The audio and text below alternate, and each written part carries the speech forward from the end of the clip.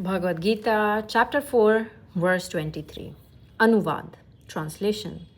जो आसक्ति रहित हैं, आसक्ति मीन्स अटैचमेंट, रहित मीन्स डिवॉइड ऑफ।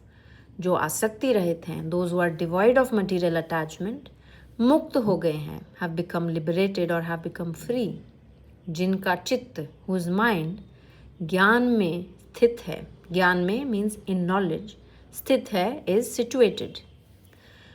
परमेश्वर की आराधना के लिए कर्म का आचरण करने वाले, दोज हु वर्शिप भगवान and perform their actions only for this cause, परमेश्वर की आराधना के लिए कर्म का आचरण करने वाले ऐसे पुरुष, सच पीपल, के संपूर्ण कर्म भली भांति विलीन हो जाते हैं। Their all past fruitive actions become dissolved और बिकम नलिफाइड। विलीन हो जाना, विलीन हो जाते हैं, बिकम नलिफाइड, अर्थात अकर्म भाव को प्राप्त होते हैं। Meaning he attains the stage of non action.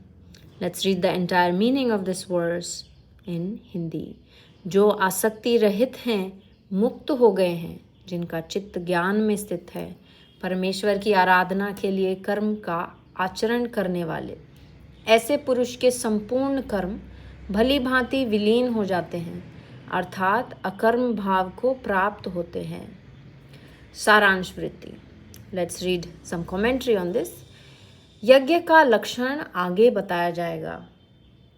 The characteristics, लक्षण ऑफ यज्ञ और सैक्रिफाइस आगे बताया जाएगा, will be shared or will be explained later। यज्ञ के लिए कर्म का आचरण करने से, for the sake of यज्ञ और for the sake of sacrifice performing an action, कर्म का आचरण करने से वह कर्म विलीन हो जाता है। that कर्म, that action becomes dissolved, अर्थात meaning अकर्म भाव को प्राप्त हो जाता है, means it goes into the state of inaction। Let's read the entire commentary, entire सारांश वृत्ति in हिंदी। यज्ञ का लक्षण आगे बताया जाएगा। यज्ञ के लिए कर्म का आचरण करने से वह कर्म विलीन हो जाता है, अर्थात अकर्म भाव को प्राप्त हो जाता है। Thank you for watching। Hare Krishna.